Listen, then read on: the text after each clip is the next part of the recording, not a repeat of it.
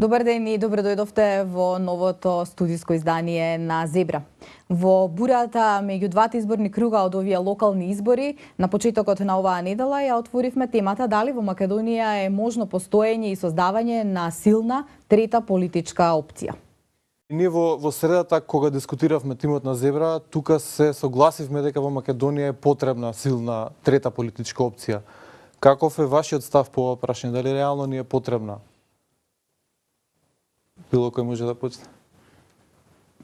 Во принцип на политичката сцена секојаш се потребни повеќе опции, се разбира, и потребни се повеќе силни опции.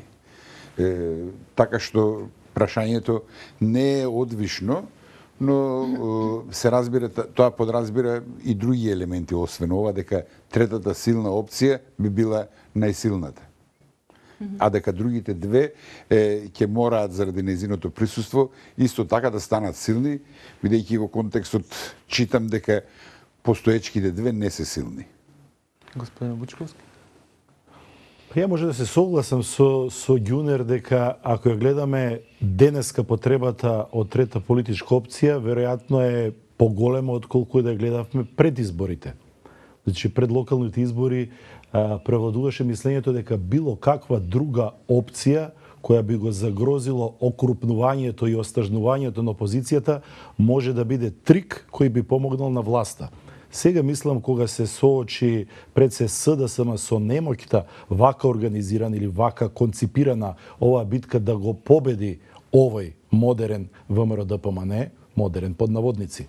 Ќе говориме веројатно што треба според мене да направи опозицијата или таа трета опција за да помогне да имаме сериозна алтернатива. Така што јас во овој момент ако треба да одговорам со да или не, да, но целта на таа трета опција би требало да биде не да ја ослаби опозицијата, туку да направи посилна и помоќна и да биде сериозна алтернатива и евентуално победник на идните парламентарни избори.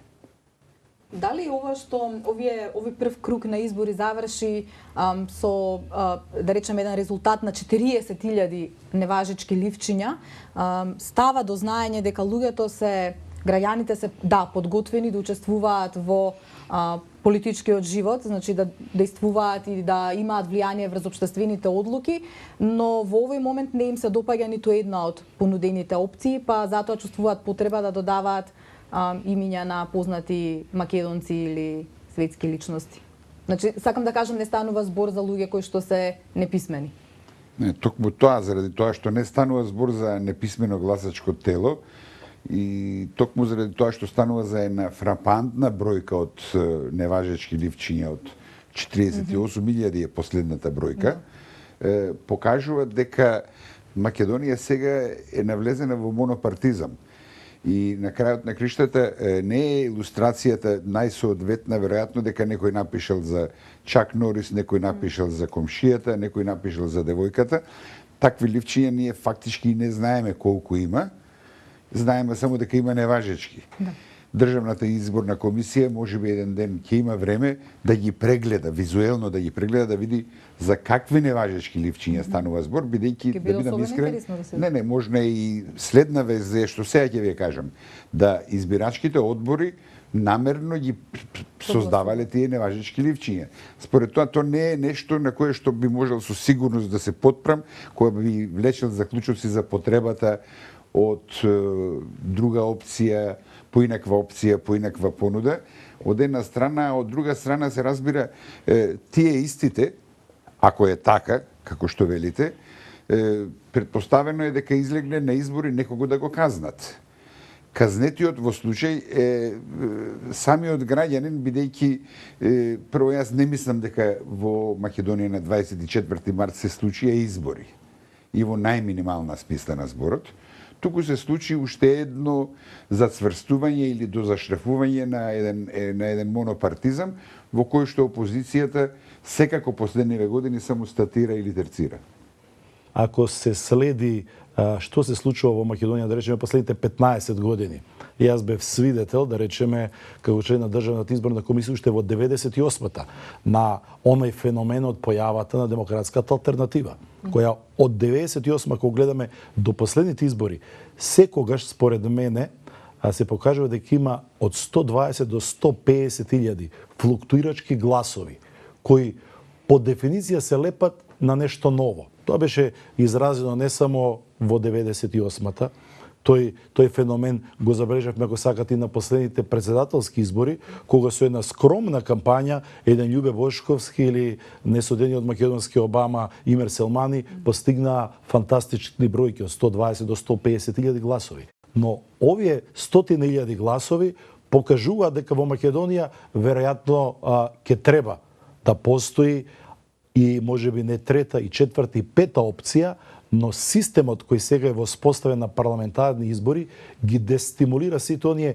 кои сакаат да бидат трета или четврта опција да настапат сами. Затоа што на последните вонредни парламентарни избори се покажа дека оние кои по дефиниција би требало да бидат трета опција, либерал-демократите се една партија која постојано се бори да го заземе тој центарот, не успеа сама. После 10 години во коалиција со СДСМ реши да одат сами, ги излажа веројатно резултатот што го имаше Нано Ружин на председателските избори во 2009-та, освоја тогаш над 40.000 гласови, сега дисперзирани во 6 изборни единици не освоја ниту еден мандат. Тоа се случи и со другите сегашни коалициони партнери на СДСМ. Тоа се случи со ВМРО Народна и со Достоинство, тоа се случи и со партијата на Љубе Бошковски, Обединети за Македонија. Така што сметам, овде видов некој и дебатира на таа тема пред нашата емисија. Значи, овој систем кој реално почива на договорот на двете, односно на 4 големи партии,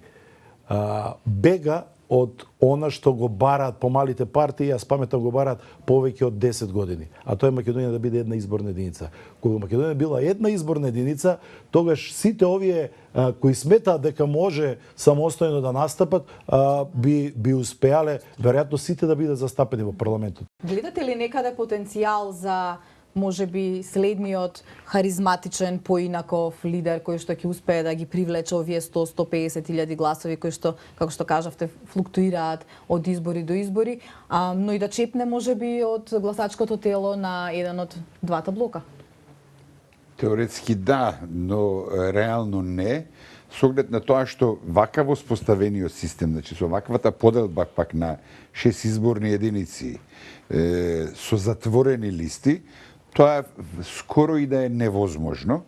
Овој систем фактички го форсира бипартизмот, односно 2+2 гледано и кон албанскиот политички блок. Значи, ако веќе зборуваме за некакви чекори, тогаш првиот чекор не би бил една изборна единица, Македонија како една изборна единица, туку првиот и нужен чекор би биле отворените изборни листи, кое што се разбира ќе произведат други проблеми, ќе произведат една ригидна бипартизација во прв момент. Сепак да не забораваме, Македонија е млада демократија. 20 години се ништо во споредба со демократиите кои што експериментираа со десетици години, ги студираа своите изборни модели. Например, овој модел на отворени изборни листи во Нов Зеланд го студираа 12 години, за да во 16-та година го воведат, за да во 24-та година го ревидираат. Например, исто и случајот со британскиот модел. Според тоа, кога сме веќе кај харизматичен лик, кај лидери од нов ков или лидери кои што ќе генерираат поинаков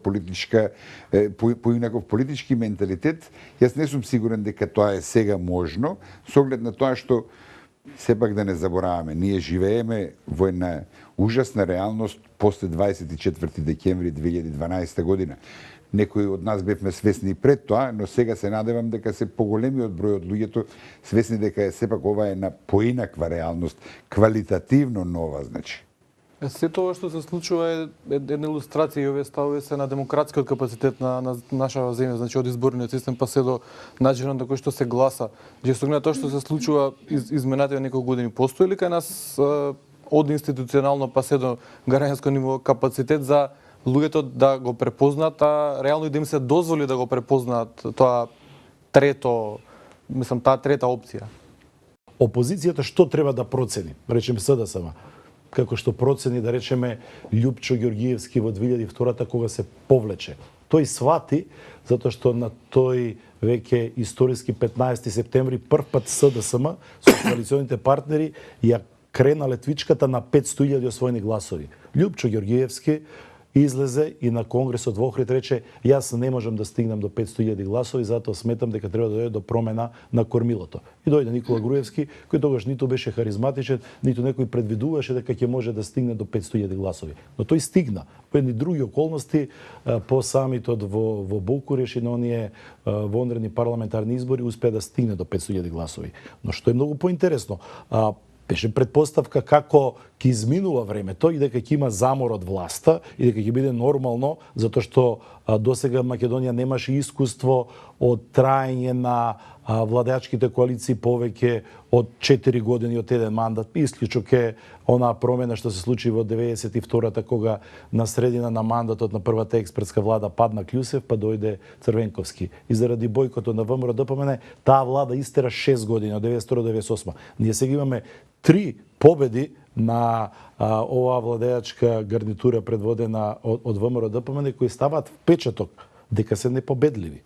Јас сметам дека ако се направи сега сериозна анализа, а верувам дека таа анализа ќе следи на Конгресот на СДСМ во мај, ќе се свати дека не се стига така лесно и сега се покажа само со окрупнување на опозицијата на купче. Значи, математиката покажуваше дека ако освоил СДСМ со тогашната коалиција во 2011 370.000 гласови, овие кои се вон парламентарна опозиција требаше да донесат уште 70.000 гласови, новите партнери во Сојуз за зеднината. Но не испадна така. Наместо 440.000 гласови, сега имаме освоено 280.000 гласови. Тоа покажува дека мора, според моја проценка, да дојде до придвижување на политичката сцена, каде што сепак клучот за тоа придвижување е СДСМ, зашто јас не претендирам дека СДСМ преку ноќ ќе го снајде судбината на ПАСОК.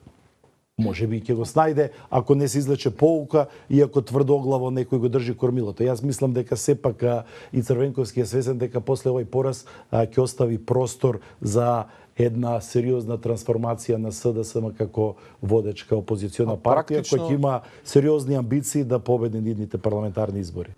Во албанскиот блок ДУИ, која што се појави како еден вид на трета опција, успеа да ја неутрализира ПДП и веќе во неколку изборни циклуси да има подобри изборни резултати од ДПА.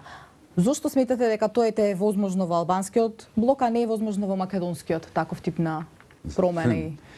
Бучковски има лични сведочења, предпоставам, за годините кога ДУИ се појави.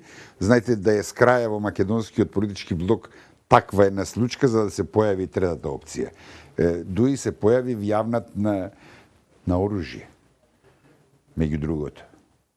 И то не е ситуација која што би ја посакувале едно, но ДУИ исто така вјаваше на нешто што се викаше разочарување на албанските гласачи од дотогашната понуда во албанскиот политички блок. Тоа е една заедница во која што хало ефектот патува многу побрзо отколку во македонскава заедница, како прво, а како второ, ДУИ допрва ќе се соочува со разочараноста на албанското гласачко тело. Ако ги погледнете резултатите, степенот на абстиненција или степенот на одзив кај албанското гласачко тело е далеку помал отколку кај македонското гласачко тело. Таму разочарување постои. За жал, ние не ја добивме вистинската информација, например, за последните демонстрации, кои што македонските медиуми ги прогласија као про-Талат Џафери демонстрации. Тие всушност не беа про-Талат Џафери демонстрации, туку тие беа една прилично спонтано организирана маса, која што беше против сите. Тоа втор пат во Скопје се случува во нецела година дена, да масата всушност извикува работи кои што се насочени против ДУИ. Таму допрва ќе се развива ситуацијата. За нешто ново во Република Македонија, да име дали постои можност видни македонци, албанци, турци, власи, божјаци да се обединат околу една идеја, една граѓанска идеја, граѓанска иницијатива, да го вратиме либералниот карактер на Република Македонија, можеме ли Македонија да ја направиме граѓанска држава? Затоа што се плашам дека ова што ни се случува од последните избори и начинот на кој се хомогенизираше македонската заедница, од друга страна албанската, на примерот на Кичево и Струга, ќе не натера можеби не во ваква порелаксирана атмосфера како вашето студио да размислуваме и да разговараме како да превенираме некои состојби. Јас сум убеден дека во Република Македонија има критична маса за такво нешто. Сега ова што мене ми исплаши минативе неколку дена е заложбата на некои веројатно видни кичевчани од македонско етничко потекло кои повикуваат дека и ние треба сега да си заминеме од кога дојде Фатмир Деари за градоначалник, што може да ни создаде дополнителни проблеми и затоа јас сум и преку оваа емисија може би толку гласен да во оваа наша држава да не бидеме преокупирани само со дневно политичките настави, туку мора да ги видиме и евентуалните ефекти од договорот кој ќе го постигнат, а верувам дека е можен тој договор Белград и Приштина за решавање на статусот и на Косово како независна држава, но и на статусот на српската заедница на северот на Косово. А како врз сето ова влијае фактот дека значи еве да речеме во македонските две најголеми партии, ама слично функционираат и двете албански, реално и нема внатре партиска демократија. Вие, господин Вучковски, сте пример за тоа. Значи, дали доколку тука има некое подобрување, значи да се смени насоката на движење од центар кон нели членовите тука да функционира обратно, дали тоа би можело да ги подобри реално ситуацијата и да дојде до некоја трета опција? Да реално, се ова што го говори Ѓунер Тани е блиска идеја и на мене и на нему. Ние сме пишувале двајцата на темата која се обидува да ни е наметнат представниците на меѓународната заедница и една престижна кај нас невладина организација како што е МОСТ. Значи тие врз основа на искуството што го имаме, зошто не заживеа кај нас парламентарната демократија, токму тоа што говори Ѓунер. Значи, ние утре ако сме лидери на две различни партии, не е битен кредибилитетот ваш и најли, битно е вашата лојалност кон мене или кон Ѓунер и врз основа на таа лојалност ќе се најдете или нема да се најдете на листата за пратеници. Отворените листи создаваат компетенција, надпревар внатре во партијата, но и реално го рушат онај досегашен мит кој е создаден дека ние имаме султан партии каде што не можеш ништо да направиш ако не си близок до лидерот на партијата. Се разбира, не треба да се идеализираат отворените листи, затоа што пак сега морам да подсетам, ако е така дека се партиите моделирани по моделот на султан партии, тогаш бројот на клонови е неограничен. Во крајна линија, било каква отворена листа да поднесете, не 120, со 250 кандидати, се едно е бидејќи тие сите ќе бидат клонираните или ќе бидат доминантно носители на менталитет некаков кој што до тогаш се генерирал во партиите. Но сепак тоа е отварање на една врата во крајна линија. Тоа е едно. Второ, се разбира дека демократизацијата на партиите е една тема која што треба да биде вечна во партиите, но јас се плашам дека имаме една поприоритетна тема. Поприоритетна тема вели дека после овај чекор од некни или наречени избори на опозицијата или на сите оние кои што мислиме дека на оваа земја и не достигаат многу работи, ќе ни биде потребен еден мал период за дополнително отрезнување.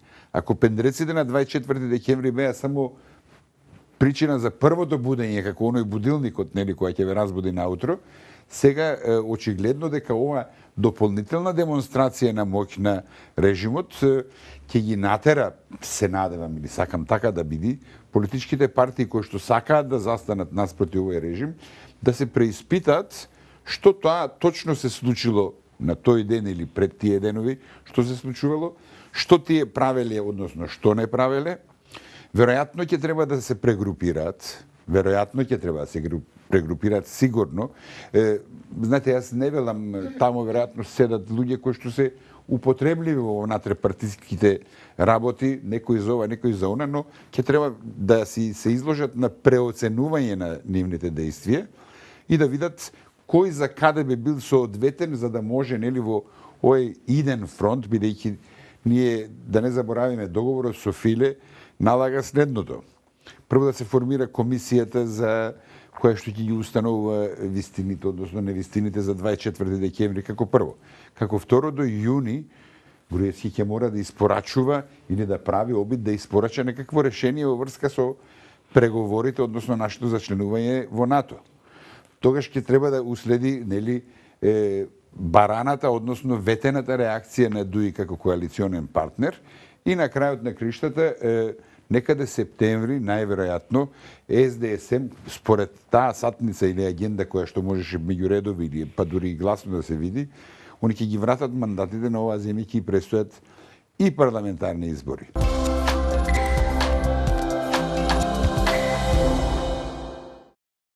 За жал, во овој момент политичката мапа во Македонија е таква што простор за трета опција нема. Може да се појави нова политичка партија, но како идеологија не знам што ново таа би дала. Или ќе биде лево, или ќе биде десно. Медиумскиот простор само погодува на ова што го зборам. Тој е толку политизиран и подарен и најмногу провладин, што вие веднаш ќе знаете, доколку таа трета опција биде застапувана или најде доволно медиумски простор, автоматски таа е контролирана од власт.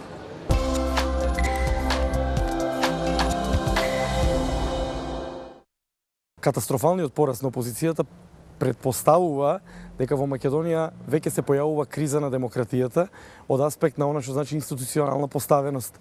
Социјалдемократскиот сојуз покажува дека не постои демократичност кај себе, значи во партијата, не постои демократичност во лидерството, па од тука очекувам доколку не се воспостават нови стандарди на политичката сцена или нема појава на оваа опција, како што ја нарекуваат популарно трета опција секаде на Балканот, очекувам застој во демократијата. Огромен е процентот на неопределени граѓани во Македонија, огромен е процентот на определени, меѓутоа кои се определуваат во последен момент. Дежурниот одговор е дека ниту една опција не ги дава резултатите што тие ги очекуваат.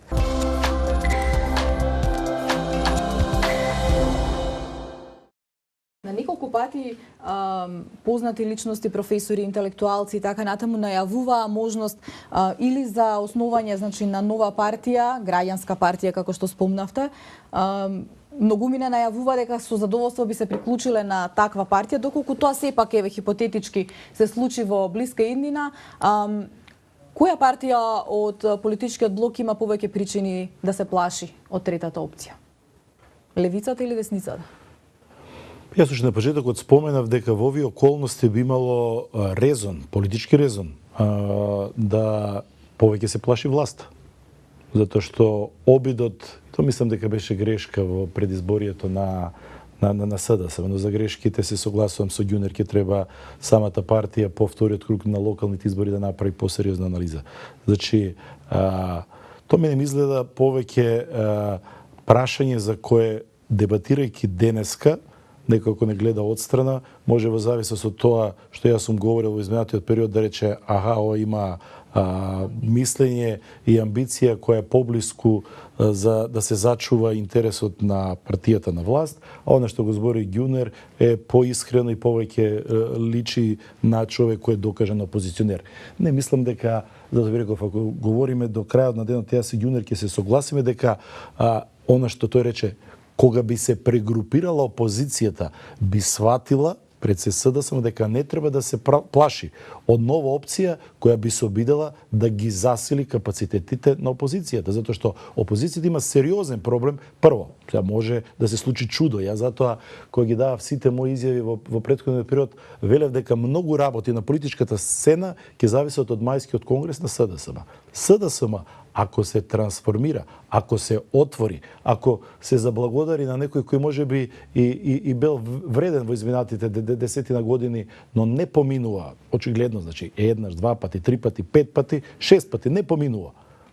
Треба да се повлече и да остави можност да се создаде простор. Сите оние кои по дефиниција гледаме дека се критичари на власта или имаат свој став, да се приклучат кон еден сојуз кој би се создавал во иднина за да можеме да бидеме нормална демократска држава. Се гледате ли себе начело на можна трета опција со оглед на различните муабети, шпекулации кои кружа за вашето име и формирањето на нова партија? Јас мислам дека во овој момент на Македонија не е потребна нова социјалдемократска опција.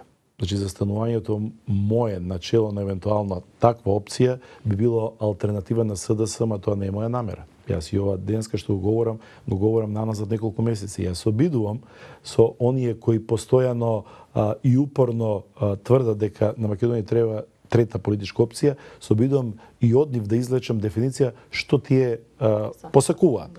Значи, ако е идејата да се освојат овие 100 до 150 илјади гласови, јас ги охрабрувам, да, тоа е можно. Тоа е можно. Но дали тоа ќе го реши проблемот? Во овој момент освојувањето на нова политичка опција до 100 или 150 илјади гласови веројатно ќе фрагментира Република Македонија, ќе направи како другите нормални демократски држави. Да речеме, ова што сега јас го видов, да речеме што ми се наметнува од локалните избори. Ова искуство што го имаме треба веднаш да предизвика изменен изборниот законник и забрана некој да гласа на локални избори, што го има во другите изборни законодавства. Значи, некој кој не живее во Македонија би можел евентуално да гласа за парламентарни избори, може да гласа и за председател, но не гледам каква сме ние тоа либерална демократија кога дозволуваме некој кој земал двојно државјанство по потекло да ни решава судбината во неколку клучни општини, да речеме, за опозицијата, што мене ми изгледа недопуштено и веројатно тоа ќе биде и во препораките на опција ОДХР. Но ни треба дебати. Ние бидејќи избра власта да не дебатира наназад 7 години, јас и јунер не знам во изминатите 7 години колку пати не сме дебатирали, или уште 5 мина, 10 мина како нас ќе најдете кои сме подготвени да дебатираме, не однапред да дојдеме со ставови кои се цврсто забетонирани, да речеме или ќе биде вака како што ја велам. Не, ако има сериозна дебата во нашето општество, мислам дека ќе можеме да го трансформираме во онај правец кој посакуваат мнозинството граѓани на Република Македонија. Да додадам само околу стравот, да ќе бидам краток. Знаете, власта има причини просто да се радува на евентуални никулци на трета опција, бидејќи власта докажа дека со таквите никулци може и да се справи. Сакате со грубост, сакате со манипулација, сакате со сите средства со кои што и стојат на располагање и кои што ги демонстрира.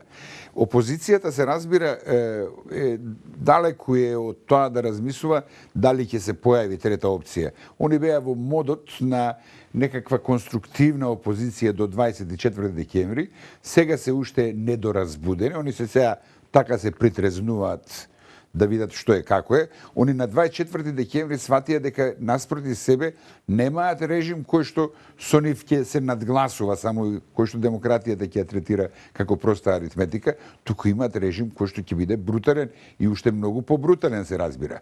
На 24 март го видоа тоа. На 24 март го видоа уште еднаш. Дали ќе го согледаат до крај и што точно ќе прават, се разбира, тоа зависи од нив. Ние вака можеме да дискутираме и да симулираме, односно да кажуваме она што војниците вообичаено го прават кога планираат воени маневри. Симулираат, предпоставуваат можни ситуации и врз основа на тоа градат некакви механизми. Што точно ќе се случи, сепак не знам, но во овој момент материјал за такво нешто индивидуално ќе сретне дека еден, друг, трет, петти, шести, но материјал за трета опција за жал нема. Добро, господин Исмаил, господин Вучковски, ви благодарам за гостувањето во Зебра. Пред да одјавиме оваа емисија, сакам само уште еднашка јавно да го искажеме нашето жалење и големата тага што ја чувствуваме со заминувањето на Никола Младенов, да искажеме сочувство до неговото семејство, до неговите пријатели и неговите колеги. Никола беше голема поддршка за целиот тим на Зебра, учествуваше во нашите телевизиски, но и во неформалните дебати кои што ги организиравме постојано на различни теми. Впрочем, со него ја почнавме и оваа сезона на Зебра. Ке ни недостасува навистина многу неговата храброст, неговата луцидност, неговиот дух, неговиот интелект. Нека почива во мир. Слава му. Слава му.